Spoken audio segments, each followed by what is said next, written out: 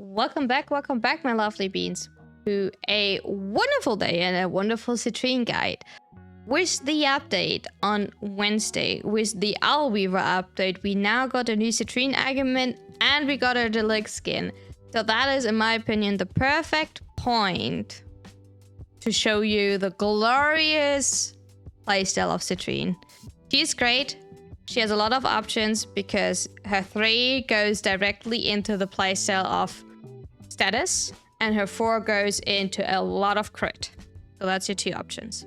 CITRINE has a healing aura for her and allies within a 50-meter radius. You recover 5 health per second and you see this as a constant buff above her abilities. Picking up health orbs or universal orbs, increasing your recovery rate up to a maximum of 25 health per second, which needs a total of 200 health orbs. You don't need to be injured to pick up the health orbs to buff your passive. Fractured Blast. Fractured Blast is CITRINE's first ability. You flick crystals in front of you and hit enemies while applying an impact and a slash proc. Enemies affected by the abilities have a chance to drop health and energy orbs, which scales off your strength. If you mod above 100% drop chance, you have the chance to drop 2 orbs. You can destroy objects with this ability. Since you are dropping health orbs, it helps you buff CITRINE's passive. Preserving Shell. The radius of Preserving Shell is your affinity range and it is affected by Vazarin Mending Unity. The damage reduction has a base value and then you can stop the decay of the damage reduction and increasing it by killing enemies and getting the full value, 90%, out of it. If you don't want to build up your damage reduction, you will need 225% strength. Damage reduction of multiple CITRINEs adds up multiplicative, and it can be recasted while active. Prismatic Gem. Launching a crystal in front of her, which is invulnerable and untargetable based off your duration. It enhances status effects from CITRINE's and allies' weapons. You gain a status chance bonus and status duration for weapons. The duration bonus also applies to abilities. Companions don't benefit from the status bonus. The status chance and duration is additive to weapon mods. Multiple CITRINEs can stack their gems. Prismatic Beam is the beam that gets generated when you hit an enemy while inside the radius of the gem. The gem creates a beam targeting an enemy and applies while doing damage, cold, toxin, heat, and electricity. Crystallize. Crystallize is CITRINE's 4th abilities. She's jumping and slams the ground, summons fissure of crystalline fragments that travel towards enemies. When hitting an enemy, they apply impact damage and immobilizing them and let a crystal grow on them.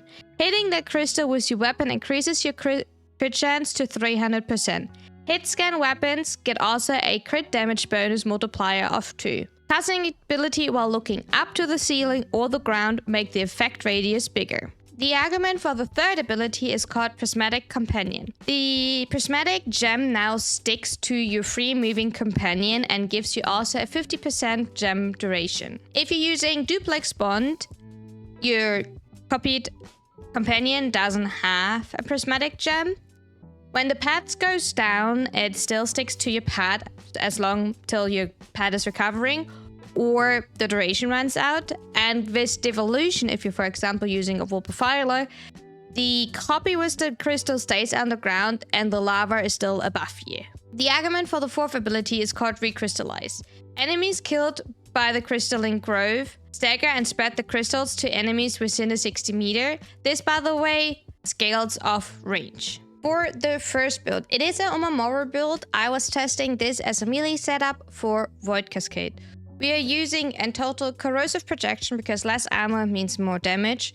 We are using catalyzing shield to make sure that we have an easy time shield gating together with Argo mods. I do have to say I'm running one Argo mod directly on my frame. This one is technically your slot to swap out when you feel like it, and I'm running 2 Argo mods on my epitaph. Rolling Guard for the Oopsies, Prime Flow to get the energy high enough to get the crit damage bonus from purple shards, Transit Fortitude for extra strength, Arcane Continuity since due to the crystal you can proc the toxin to corrosive, and Arcane Stretch to have more range. Because I am testing and running the new Prismatic Gem argument, I'm running a Vulpifiler here, a Panzer Vulpifiler to be precise.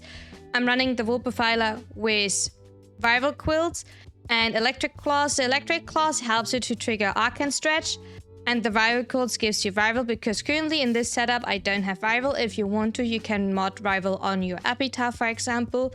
For melee, I'm running Arcane Fury to have a higher base damage and Mold Augment to get a little bit more strength out of it for my status chance. Because I personally prefer to run Transit Fortitude over Blind Rage to simply don't have negative range. While you're running Fractured Blast, you will not have that many energy issues. For shards, on this build, I would definitely suggest to run 1 Tower Equilibrium. That is absolutely necessary. I'm running 2 purple shards for crit damage. Other than that, I would suggest to run Parker Velocity and Casting Speed for comfort. If you want to swap one of these out, that is totally fine. Go with whatever you want. If you prefer to not run the new Augment and you want to run something else, that is also up to you. And we're using Armor simply for safety.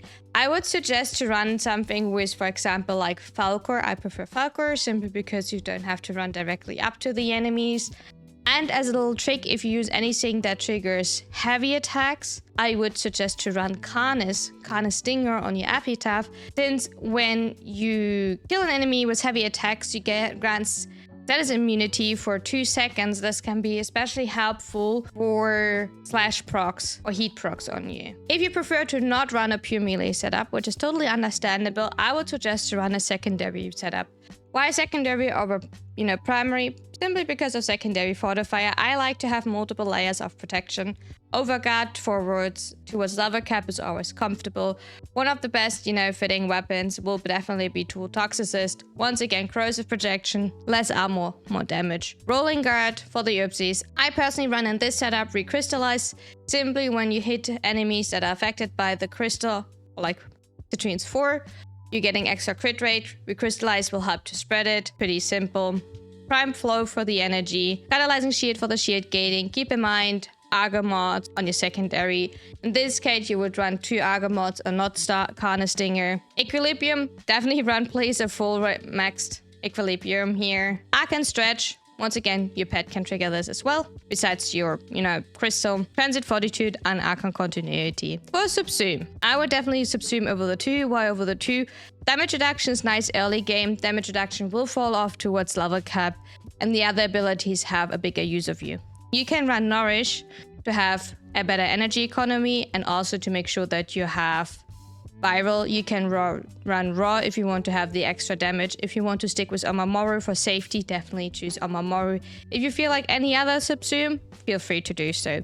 We're running Arcane Precision for the headshot damage, and we're running Mold Augment for more ability strength. More ability strength means higher energy orb drop, means more status duration, more status effects, and that is really nice. For shards, I would definitely suggest to run 1 Tau Green. Yes, 1 Tau Green only brings you to 98%. Definitely enough. If you don't want to run 1 Tau Green, run 2 normal greens. That would bring you over 100%. Besides that, you can run 1 yellow shard for Parker Velocity, or you can run Predators if you prefer that, to have a little bit more freedom what you're running. You can run Casting Speed. I would definitely say Casting Speed is something that I find really comfortable with Citrine. If you want to have more freedom, you can still run an Equilibrium shard and drop Equilibrium here. Or if you want to swap something else, you can say, if you you want to have a little bit more duration, go with a red shard. If you feel like you want to have a little bit more strength and you don't want to have Mold Augment, you can run a red shard. That is up to you. For a classic health tanking Citrine, we talked enough about that. I personally like, health tanking, especially for you for base tier path, for EDA, ETA. Health tanking works great. What is health tanking? Health tanking simply means that your health pool is high enough to survive most damage in the game. Yes, towards level cap it will fall off, especially with damage reduction. I'm aware. But I still would say for most of the content, it's absolutely fine. What are we actually running? We are running Growing Power. This one is up to you, whatever you feel like here. If you want to run something else, if you want to run Corrosive Projection, you can run Corrosive Projection. If you feel like running Referee Camaraderie for a higher crit chance, if you want to have Steel Shards, run whatever you feel like. Adaptation for damage reduction. Keep in mind, adaptation to get you full stacks, it's sometimes hard. Count an average with a 50% damage reduction. Umbral Intensify for strength, Prime for energy economy. I'm running Eclipse on my 1, and I'm running Total Eclipse to have, more for my team, because why not? Transit Fortitude for the strength, Arcane Continuity for duration, Arcane Stretch for more range. And once again, the new companion Augment. I personally like it. I like to run flash pets anyway. I like Panzerable Paddle Fireflies anyway. I find them really interesting. Having my pet following me and actually have a walking primer, I find that really funny. I like it. I'm running Arcane Blessing for more health. That is really beneficial once for, Citrine's passive, for, my Preserving Shell. Simply, I have a higher health pool and then more damage reduction from enough strength. If you don't feel like, by the way, Arcane Fury, you can swap this out for Mold Augment. For shards, you're kind of free to choose. You can run red shards for more duration or for strength, yellow for parkour or casting speed, purple definitely for Equilibrium. As you see, we currently don't have Equilibrium on the build. Or what you can also do is you're swapping Prime Flow out and putting Equilibrium on, but then I would suggest to have at least 2 blue shards for more energy. And what you can also do if you don't want to rely to constantly collect all health for Blessing, that in addition to Arcane Blessing, you're running blue shards for base health. In regards of healthing, what can also be really interesting is a mecha set. Keep in mind, we're currently running 2 mecha mods on Citrine. The other 2 mecha mods needs to be on your pet.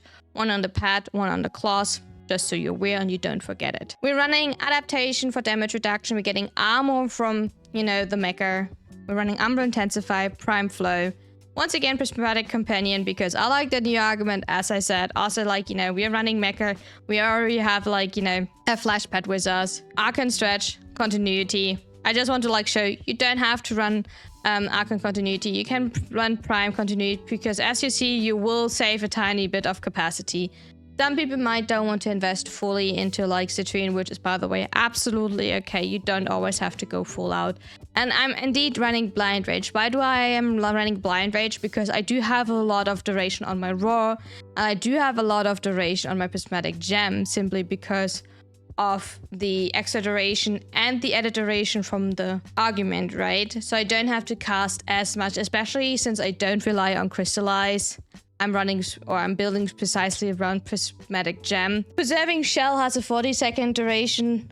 Even that, if I'm playing carefully enough, I should have, especially with Symphony Construct, enough energy on Steel Path, so don't worry about that. I still like it. Simply because you do get this really nice extra strength and a lot of status. For shards, once again, here as well, you can run blue shards for base armor, blue shards for base health. Once again, definitely would suggest the Equilibrium shard, because I simply don't know how to fit everything in a build. You can technically drop Umbra Intensify if you feel like it, and then put Equilibrium on if you don't want to rely on that. Because we are going all out on strength since you are running Mold Augment.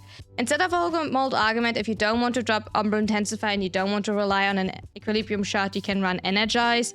I'm personally not a big fan of Energize. That doesn't mean that you can't use it, but definitely test out what you feel with that set. I would not say that Citrine directly is a starter, but she's also not late game. So I want to make, and you can buy her. Some people actually do like to buy frames because they simply like the playstyle. They saw someone playing it and think, exactly, that's the frame that I want to play for the rest of my life because she has a cute booty. Especially, excuse me, with that new deluxe skin. It is so cute. What are we actually running? We are running Dreamer's Bond because, once again, as always, I say it, it's an aura mod that you get as a quest reward, so it is easily accessible. And regenerating energy and health is not the worst. Vitality for base health, redirection for base shield, equilibrium for your energy economy. Keep in mind your one generates based off your strength, health orbs, and energy orbs that together with equilibrium will make it really comfortable. We're running continuity for duration, intensify for strength, and stretch for the range. And here we're coming a little bit to whatever you have. If you already have access to arguments and you want to test any of the arguments out, here's your slot for it. If you have natural talent and you feel her casting is a little bit slow and you want to have a little bit, more, casting speed, that's definitely that for you. If you feel like you're not fast enough and you want to, go around, you can also swap it out for mobilize, for example, for more parkour velocity. I'm just saying these two slots are a little bit whatever you feel like. Test what you actually find comfortable to play with. It is actually purely for you to see how she feels comfortable. Thanks to your wand, she's not really that energy hungry together with equilibrium. So you should be fine. If you want to go onto the safe side, you can also go for flow here. Flow is never wrong. I'm just saying.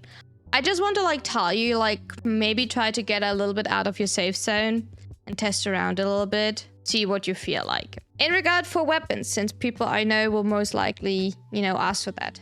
The 3 works great with any type of status-based weapons. A lot of chain beams. Most obvious ones are your turret and cannon, and I definitely stay in cannon because without the cannon, the turret is not doing what you everyone's seeing doing.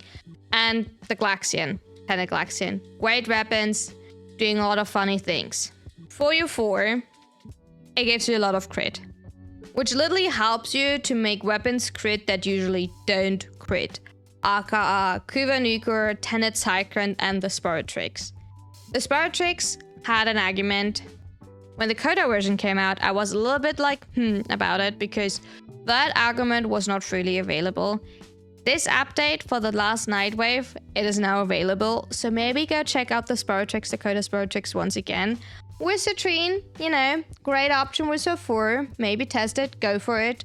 With Recrystallize with her Augment around her 4, and, you know, go for it, test it, and get a little bit of extra out of your weapons, you know, that little sweet crit. Thank you so much for watching. I hope you had a lot of fun, and tell me how you like this deluxe skin, and, you know, maybe on stream, on Saturday, Sunday, we are seeing your fashion, you know. Let me know, and have a wonderful day. Bye-bye!